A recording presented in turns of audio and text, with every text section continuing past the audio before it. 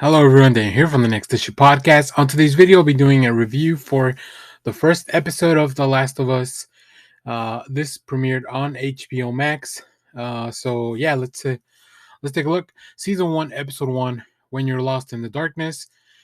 This episode was like almost an hour and a half. It was an hour and 25, including the post-show talk from the creators.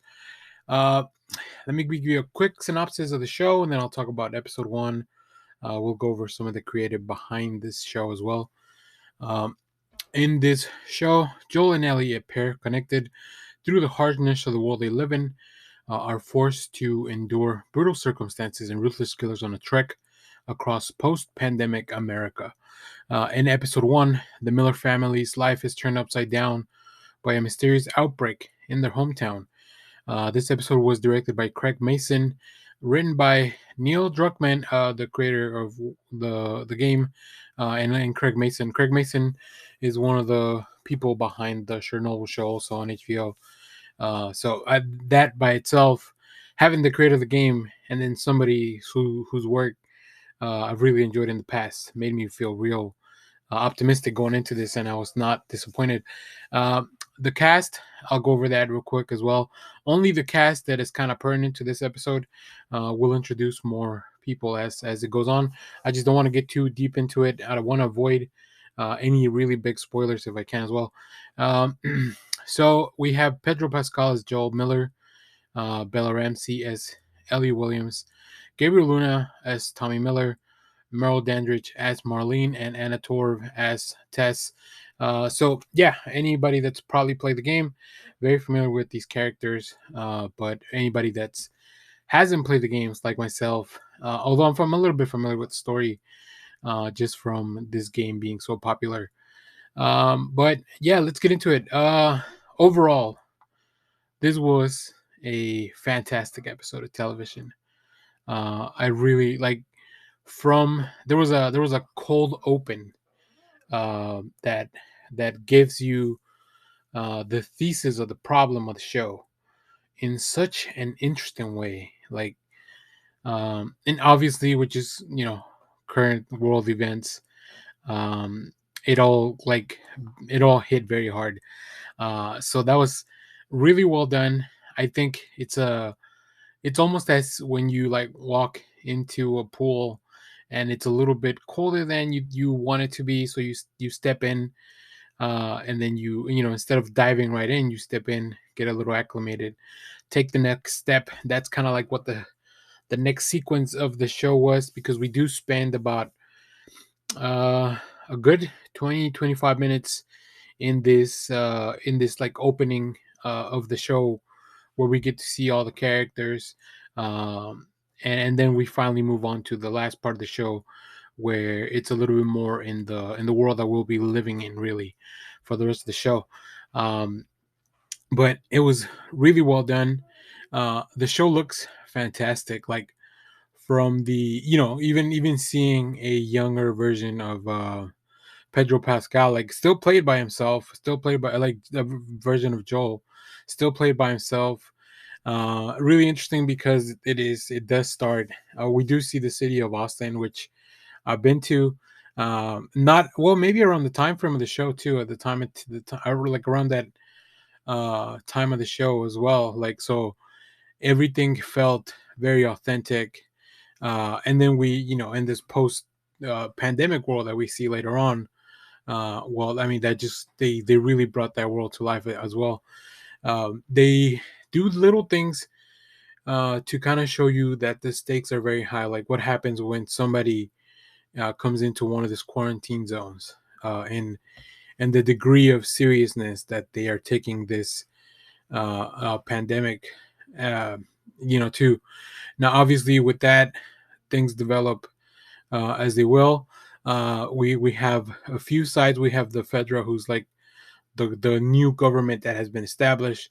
We also have the Fireflies, who are like this group that opposes the government and wants to get back some of the freedoms that have been taken away from all this.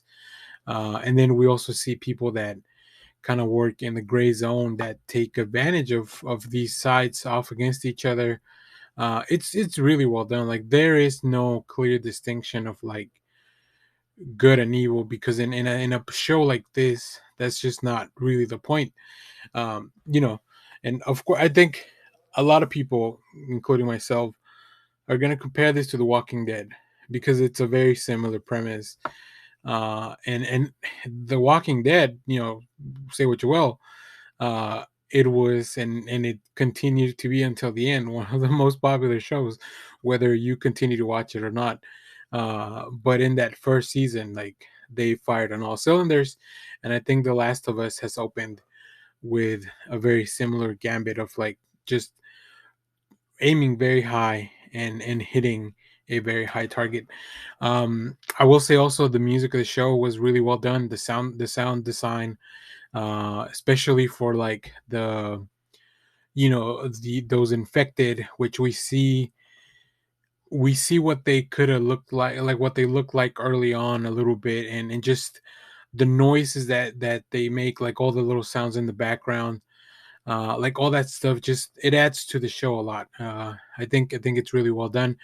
I love the design of the post-pandemic world, as well, um, because it just gives you, like, you start to think about like how society would try to get back, and it all kind of makes sense, right?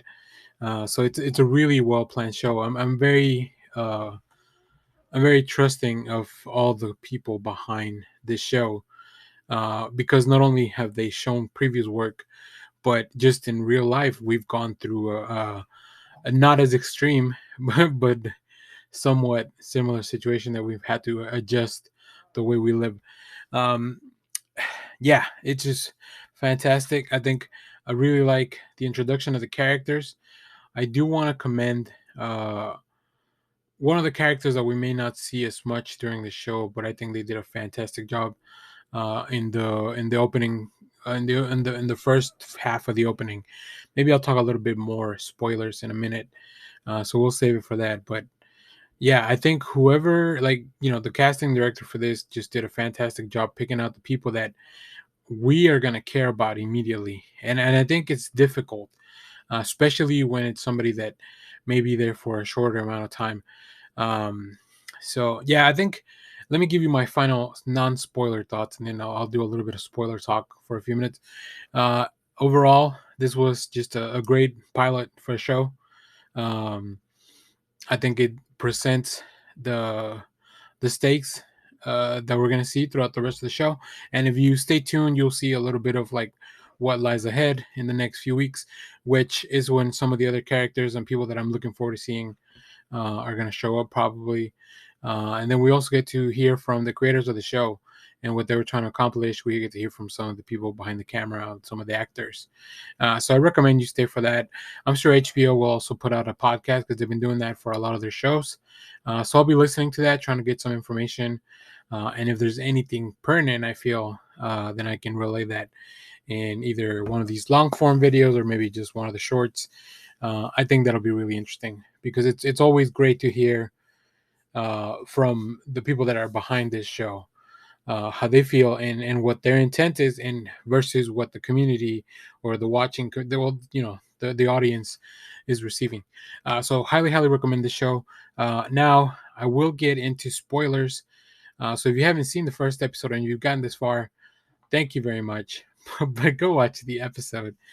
Um, yeah, I want to talk about the character of Sarah, uh, the daughter of Joel. Um, I think the actress that portrayed her, fantastic, fantastic performance. Uh, Nico Parker, who portrays Sarah, just did such an outstanding job, and then the writing too, in like just making us care about a character that 30 minutes later we're not, like, it's not going to be around anymore, because this us caring about that character is what will make or break this show, because then we can relate to Joel, we can relate to we can see how she's going to be different from Ellie. So kudos. I hope we get a few more flashbacks. I hope to see um I hope we get to see a little bit more of Nico Parker as Sarah. Just even if, like I said, for a flashback sequence or something like that. I think that it would be a big mistake to never go back and revisit what Joel was like before all this happened. I also really want to see more of Gabriel Luna. I'm very excited that he's in the show.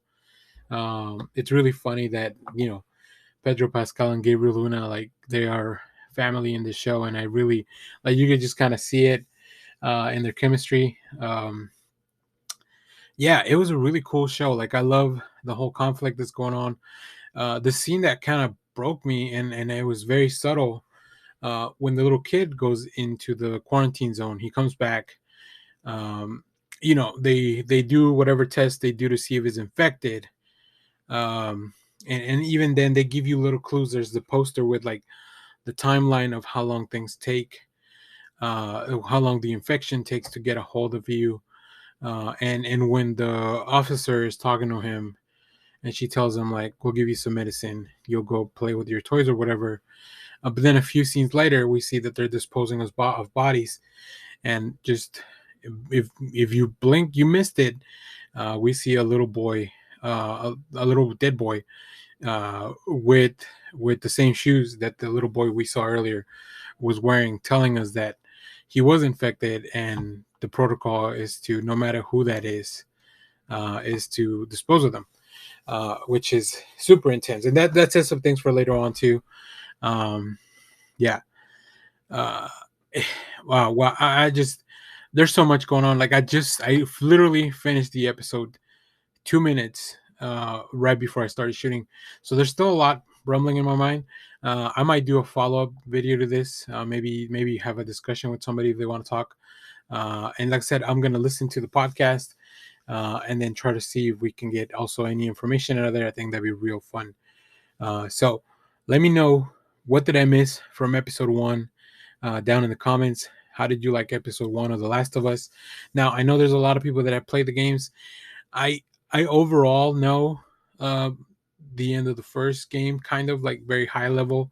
I don't know many of the specifics, but my brother is a big fan of the games, so like we've talked about it in the past, and so I'm also looking forward to hearing what people that have played the games thought about the adaptation. It's really hard to adapt video games into live action, but I think a series like this is probably the best way, right?